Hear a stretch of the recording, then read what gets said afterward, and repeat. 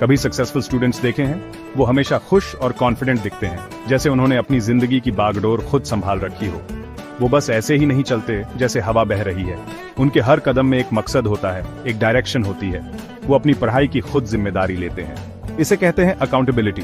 वो जानते हैं कि उनकी मेहनत ही उनके फ्यूचर को शेप करेगी। मतलब अपने काम की और उसके रिजल्ट्स की जिम्मेदारी लेना। ये समझना कि हर एक्शन का एक रिएक्शन होता है। अकाउंटेबिलिटी एक सुपर पावर की तरह है। ये आपको एम्पावर्ड महसूस कराती है, जैसे आप अपनी डेस्टिनी के मास्टर हो। ये आपको पैसेंजर से पायलट बना देती है आपकी लर्निंग जर्नी का। आप डिसाइड करते हो कि आपको कहां जाना है और कैसे पहुंचना है। जब आप अकाउंटेबल होते हो, आप डिसाइड करते हो, अपनी मंजिल और रास्ता भी खुद चुनते हो वहां पहुंचने का। आप अपने गोल सेट करते हो और उन्हें अचीव करने के लिए प्लान बनाते हो। दूसरों को ब्लेम करना या एक्सक्यूजेस बनाना छोड़ दो। ये आपकी ग्रोथ को रोकता है और आपको पीछे खींचता है। याद रखो, अकाउंटेबिलिटी परफेक्ट होने के बारे में नहीं है। ये है अपने आप को बेहतर बनाने के जर्नी के बारे में। ये है अपनी गलतियों से सीखने और हमेशा इंप्रूव करने की कोशिश करने के बारे में। हर मिस्टेक एक अपॉर्चुनिटी है कुछ नया सीखने की। ये है हिम्मत करके हेल्प मांगने के बारे में जब जरूरत हो, और अपनी अचीवमेंट सेलिब्रेट करने के बारे में। जब आप अकाउंटेबल होते हो, आप अपनी सक्सेस को भी पूरी तरह से एंजॉय कर पाते हो। तो स्टूडेंट लाइफ में अकाउंटेबिलिटी कैसे लाएं? ये एक महत्वपूर्ण सवाल है। साफ और अचीवेबल गोल सेट करके शुरुआत करो। ये आपको एक क्लियर डायरेक्शन देगा। बड़े टास्क्स को छोटे मैनेजेबल स्टेप्स में तोड़ दो। इससे आप ओवरवेल्म्ड महसूस नहीं करेंगे। इससे जर्नी आसान और ज्यादा रिवॉर्डिंग लगती है। हर छोटे स्टेप को सेलिब्रेट करें। एक्टिव पार्टिसिपेशन बहुत जरूरी है। यह आपको एंगेज्ड और मोटिवेटेड रखेगा। क्लास में क्वेश्चंस पूछने से मत डरो, डिस्कशंस में कंट्रीब्यूट करो और अपने डाउट्स क्लियर करो और टीचर्स से क्लैरिफिकेशन लो। यह आपके कॉन्सेप्ट्स को मजबूत करेगा।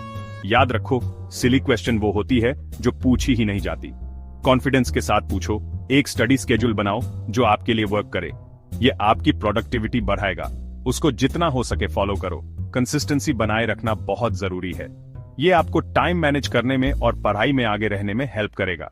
टाइम मैनेजमेंट की है। याद रखो, कंसिस्टेंसी ही सक्सेस की की है। रेगुलर स्टडी हैबिट्स डेवलप करें।